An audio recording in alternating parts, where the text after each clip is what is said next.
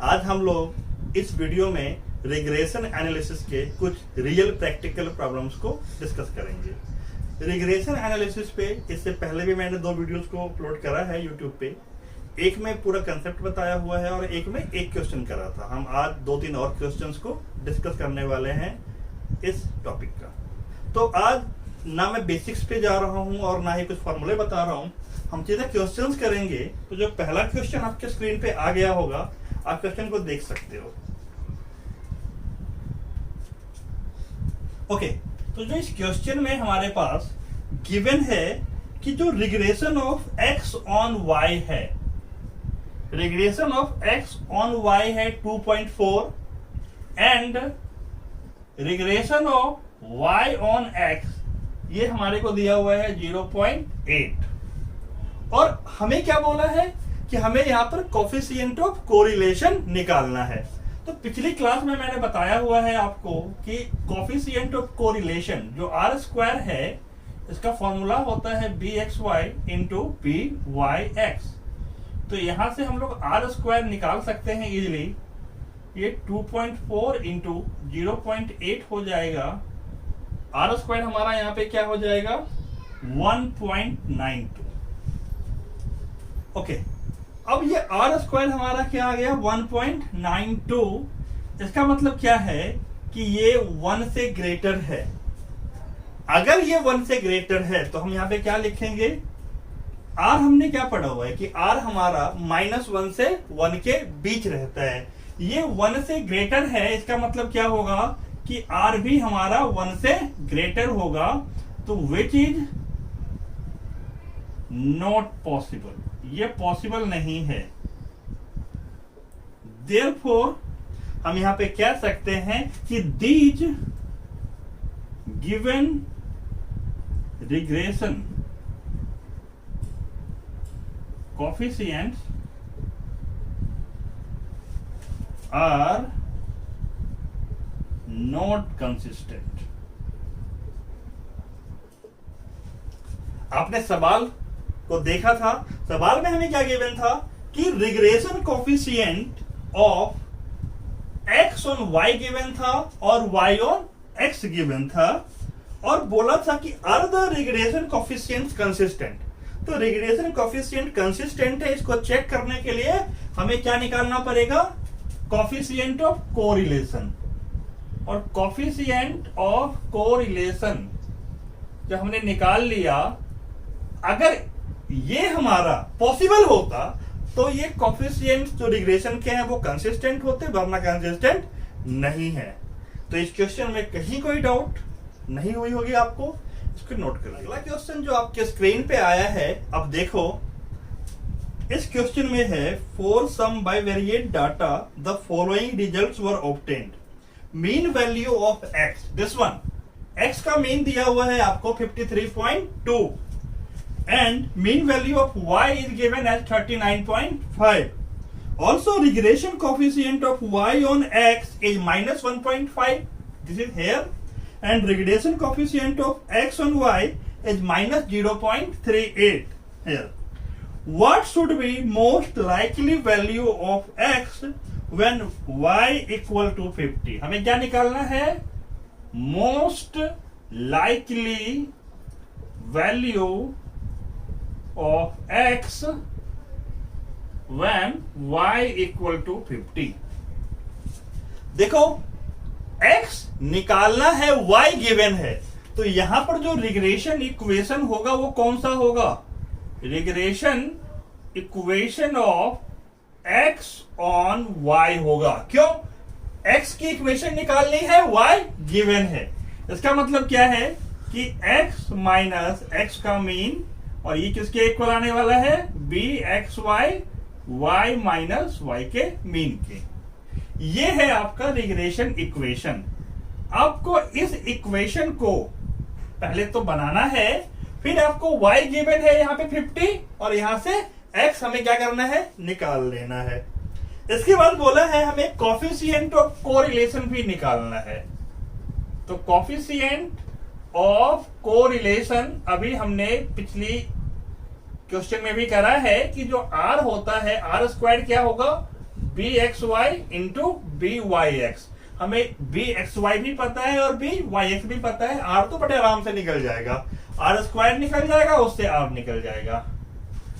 पहले हम x की वैल्यू निकालने वाले हैं अगर हमें y गिवन है तो देखते हैं। जैसे मैंने बताया आपको, ये इक्वेशन है, बस पुट कर दो आप यहां पर x माइनस मीन क्या है x का 53.2 इक्वल टू bxy क्या है माइनस 0.38 और y माइनस y का मीन क्या है 39.5। देखो इससे क्या बन जाएगा, ये x minus 53.2 equal to minus 0.38 y plus अब 0 पॉइंट, देखो ये माइनस 0.38 और माइनस 39.5 इनका मल्टीप्लीकेशन हो जाएगा। और जब इनका मल्टीप्लीकेशन होगा तो हमारा क्या मिलने वाला है, x minus 53.2 equal to minus 0.38 y और प्लस ये हमारा आ जाएगा 15.01। अब देखो यहां से x equal to minus 0.38 y plus 15.01 plus 53.2 कर सकते हैं हम लोग। तो इससे x equal to minus 0.38 y plus 53 और 15 को ऐड करोगे 68.21। This will be your regression equation of x on y। अब यहां पे गिवन क्या है कि y 50 है ना। देखो when y equal to 50 x क्या हो जाएगा माइनस 0.38 इंटू 50 प्लस 68.21। x क्या आ जाएगा हमारा 0.38 को जब 50 से मल्टीप्लाई करोगे तो ये हमारा 19 आ जाएगा, माइनस 19 प्लस 68.21 और x हमारा इससे आ जाएगा 49.21। तो जब y हमारा 50 है तो x क्या आ रहा है 49.21। अब जो हमारा तो सेकंड पार्ट था कि कोफिशिएंट ऑफ कोरिलेशन निकालना है, मैंने यहां लिखा था आपको कि ये फॉर्मूला होता है हमारे लिए और हम इससे निकाल सकते हैं। देखो आर स्क्वायर हम क्या निकाल लेंगे कि जो हमारा बी एक्स वाई है वो क्या है माइनस 0.38 और बी वाई एक्स क्या है माइनस 1.5। ठीक है, देखो मैं इस चीज को भी यहां सॉल्व कर देता हूं। तो जो हमारा ये आर स्क्वायर आया है, जब हम इनको मल्टीप्लाई करेंगे तो ये हमारा क्या आएगा 0.57। अब आर स्क्वायर 0.57 है तो आर क्या आएगा रूट में 0.57। जब हम आर को सॉल्व करेंगे प्लस माइनस 0.7549। अब जो कोफिशिएंट ऑफ कोरिलेशन है वो पॉजिटिव और नेगेटिव दोनों साइन है, तो हम कौन सा साइन लेंगे। तो हम देख रहे हैं कि जो हमारा बी वाई एक्स है और बी एक्स वाई, इनका साइन कौन सा था माइनस का ना। तो लिखेंगे since b y x and b x y both have negative sign, therefore r equal to minus 0.7549। Check कर लेना, यही हमारा कोफिशिएंट ऑफ कोरिलेशन है। ये हमारा सेकंड। ये जो क्वेश्चन आपके स्क्रीन पे आने वाला है ये बहुत इंपॉर्टेंट क्वेश्चन है। जरा क्वेश्चन को देखो। देखो इस क्वेश्चन में आपको दो रिग्रेशन इक्वेशन दिए हुए हैं।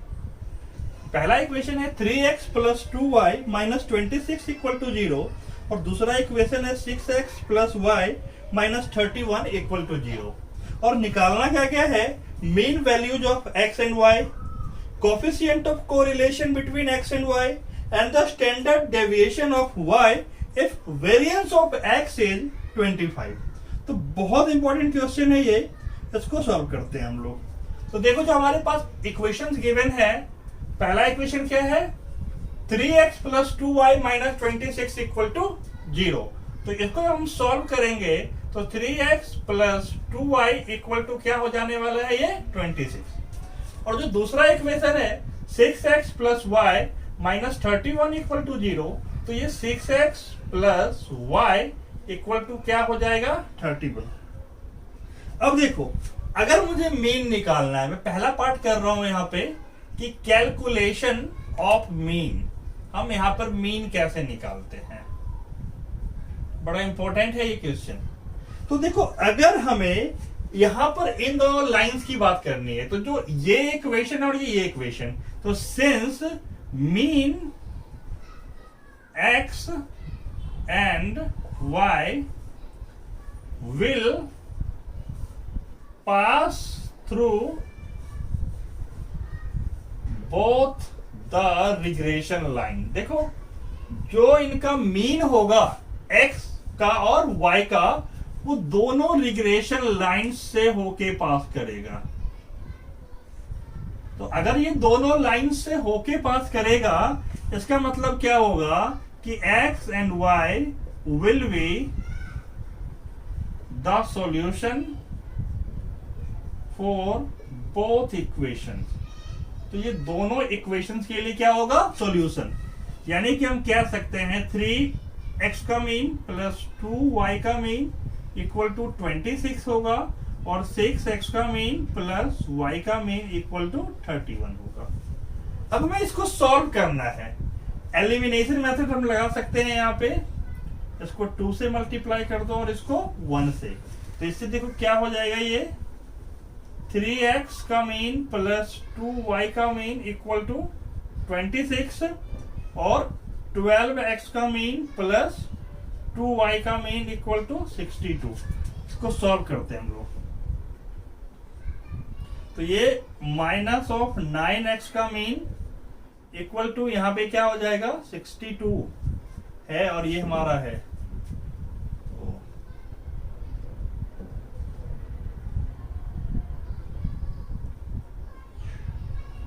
36। तो कैंसिल होके ये हमारा x का मीन क्या हो जाएगा? 36/9 दैट इज 4। और अब हम इस x के मीन को किसी इक्वेशन में पुट करेंगे और हम उससे क्या निकाल लेंगे? देखो सिंस x का मीन हमारा 4 आ चुका है, तो इससे क्या निकाल लेंगे अभी हम?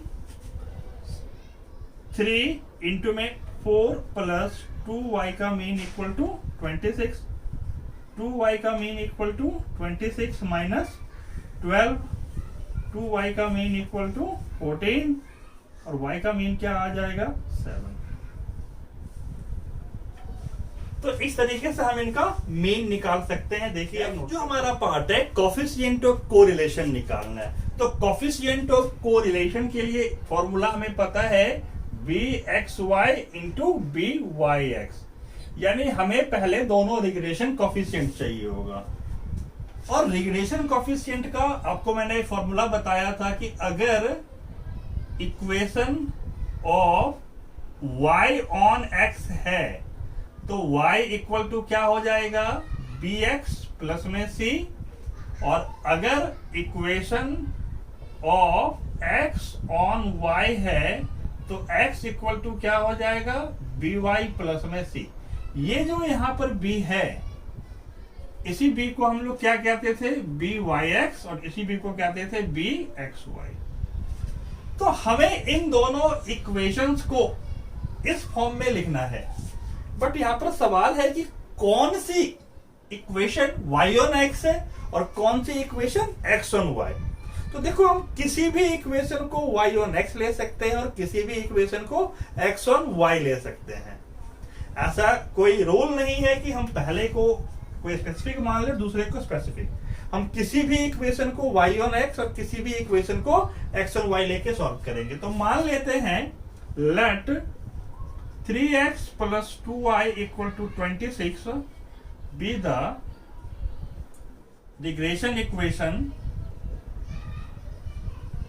of y on x। तो देखो यहां से 2y क्या हो जाएगा? 2y आ जाएगा 26 माइनस 3x। तो y क्या होगा? -3/2 x प्लस 26/2। क्या करा मैंने? 2 से डिवाइड कर दिया। y क्या आ गया? -1.5x plus 13।